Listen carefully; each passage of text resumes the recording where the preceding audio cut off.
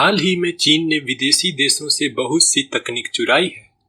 Electric वाहन यानी EV, सौर पैनलों, लिथियम आयन बैटरी जैसे हाई टेक वाले क्षेत्रों में चीन की बढ़ती उत्पादन क्षमता से पश्चिमी देश डर गए हैं, जो उनके लिए जॉब लॉसेस और आर्थिक चुनौतियों के रूप में पश्चिमी बाजारों के लिए परेशानी का कारण बन रही है। चाइना की सब्सिडी, सस्ते श्रम और टेक्नोलॉजिकल एडवांसमेंट से इन उद्योगों में चीन का डोमिनेंस यूरोप, जापान और दक्षिण कोरिया जैसे देशों के साथ साथ अमेरिका पर भी दबाव डाल रहा है। अचानक इन पश्चिमी देशों ने चीन पर हरित प्रौद्योगिकी के अत्यधिक उत्पादन का आरोप लगाया है, जो कि सस्ती हैं और बहुत अच्छे से काम करती हैं।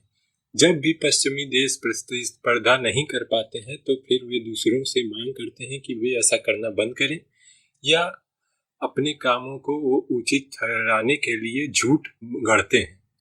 तो सवाल यह है कि क्या सच में चीन टेक्नोलॉजिकल एडवांसमेंट ओवर प्रोडक्शन से पश्चिमी देशों की नौकरियों को खत्म कर रहा है? तो चलिए जानते हैं आज की वीडियो में। चिंता की बात यह है कि चीन की विशाल क्षमता अन्य देशों के लिए असुविधा का कारण बन रही है, चाहे वो सौर ऊर्जा हो या पवन ऊर्जा या बैटरी उद्योग, सभी में चाइना ओवर प्रोडक्शन करता है। और क्योंकि यूरोपीय बाजार सस्ते चीनी सामानों से भरे हैं, जिसे पश्चिमी देश जॉब लॉसेस और आर्थिक चुनौतियों के रूप में देखते हैं।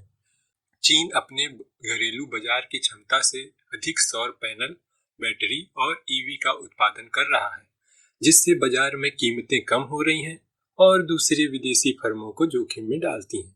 जर्मन चांसलर ओलाफ स्चोल्ज और फ्रांसीसी राष्ट्रपति इमैनुएल मैक्रोन ने चीन को अपनी यात्राओं के दौरान इसी तरह की चिंता जताई थी।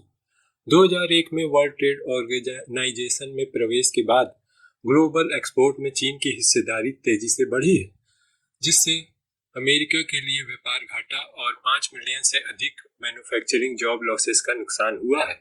बैटरी निर्माण में जियांग हाउ कोबाल्ट और केवॉल्ट जैसी चीनी कंपनियों ने अफ्रीका, दक्षिण अमेरिका और दक्षिण पूर्व एशिया में खदानों में भारी निवेश किया है, जहां वे लिथियम और निकिल जैसी महत्वपूर्ण सामग्रियों के भंडार दुनिया के भंडार के एक महत्वपूर्ण हिस्से को नियंत्रित करते हैं। चीन की योजना और औद्योगिक नीतियों ने इन कंपनियों को दुनिया भर की बैटरी उद्योग में 3/4 से अधिक लिथियम आयन बैटरी बनाने वाली अर्थव्यवस्था बनाया है। वहीं दूसरी तरफ यूरोप और अमेरिका ने अपने घरेलू बैटरी उद्योगों का निर्माण करने का भी प्रयास किया है, लेकिन उन्हें इसकी भारी कीमत चुकाने का सामना करना पड़ रहा है। और वहीं चीनी कंपनी BYD 2024 और 23 में दुनिया की सबसे बड़ी ईवी विक्रेता बन गई है, जिसने टेस्ला को भी कीमतों में कटौती करने के लिए मजबूर किया।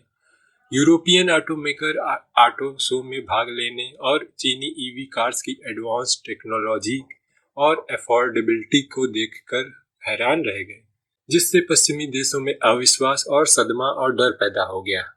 चीन ने जैम्प जैसी ईवी कंपनियों को सब्सिडी दी है, जिससे उनका तेजी से विकास हो रहा है और साथ ही साथ उड़ान भरने वाले ईवी का भी प्रोडक्शन हो रहा है। हालांकि इस सब्सिडी के कारण वैश्विक बाजारों में सस्ते चीनी ईवी की बाढ़ आ गई है। यूरोपीय अर्थशास्त्रियों में चिंता पैदा हो गई है और यूरोपीय आयोग ने अप्रैल 2024 में चीनी ईवी में सब्सिडी की जांच शुरू की है, जिसमें 13 मिलियन से अधिक लोग प्रत्यक्ष और अप्रत्यक्ष रूप से कार्य करते हैं, जो कि कुल यूरोपियन यूनियन के रोजगार 6% है। चीन से प्रतिस्पर्धा एक बड़ी चिंता का विषय है, जिससे यूरोप में नौकरी छूट रही है, जिसमें फोर्ड, ऑटोलाइफ, स्टेलेंटिस और मैकलेन जैसी कंपनियां महत्वपूर्ण छटनी का घोषणा कर रही हैं। China association of automobile manufacturing के आंकड़ों के आधार पर चीन ने 2023 में 9.58 बिलियन न्यू एनर्जी व्हीकल का उत्पादन किया और 9.49 मिलियन बेचे, जिसमें से 8.3 मिलियन चीनी बाजार में ही बेचे गए। इसका मतलब है कि चीन काफी हद तक अपना घरेलू मांग को पूरा करता है। यह बिल्कुल स्पष्ट है कि ओवर प्रोडक्शन का आरोप वास्तव में ट्रेड प्रोटेक्शनिज्म का दिखावा है और चीन के प्रतिस्पर्धी लाभ को लेकर पश्चिम की असुरक्षा को दर्शाता है। एकमात्र बात जो मुझे गंभीर रूप से चिंतित करती है वह है चीन की बहुत कम जन्म दर। यह तथ्य है कि बच्चे पैदा करने वालों की अधिकांश चीनी महिलाओं का मातृत्व में कोई दिलचस्पी नहीं है। वे इस मामले में पश्चिमी महिलाओं की तरह हो गई हैं। वे बच्चों को बोझ और उपद्रवी समझती हैं और बच्चे पैदा करने के लिए दबाव में आने की बजाय वे अपने पतियों को तलाक दे देती हैं या फिर देश छोड़ देती हैं। ऐसा लगता है उन्हें देश के भविष्य की कोई चिंता नहीं है और वे अपने उच्च जीवन स्तर की रक्षा करने के बारे में चिंतित हैं। यदि उनमें से कुछ बच्चे के पास बच्चे हैं तो उन्हें केवल एक ही पर्याप्त लगता है। खैर, उम्मीद है किसी न किसी दिन यह बदलेगा, लेकिन अभी के लिए चीनी महिलाएं चीन का सबसे बड़ा खतरा समझ में आ रही हैं।